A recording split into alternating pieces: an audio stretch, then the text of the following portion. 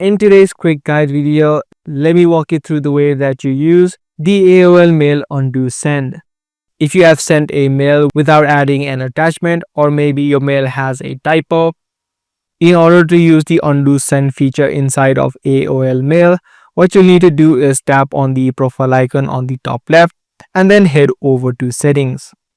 Inside of Settings, you need to scroll down, and under General, you'll see the option called Allow Undo Send.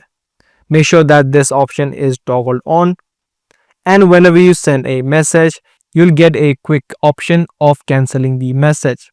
This is no longer than 2 to 3 seconds. So let me quickly show you. If I tap on Send on the top right, there is a quick option of cancel. So you need to tap on that cancel option as quickly as possible within 2 to 3 seconds. Unless you do it within 2 to 3 seconds, the cancel option will be removed and the message will be sent. So you cannot increase the time as you can do in other platforms such as Gmail.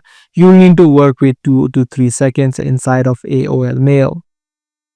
So that's the way that you do it. That's the way that you use the AOL Mail Undo Send. If this video was helpful, do let us know by giving it a thumbs up, and also do subscribe for more interesting videos just like this.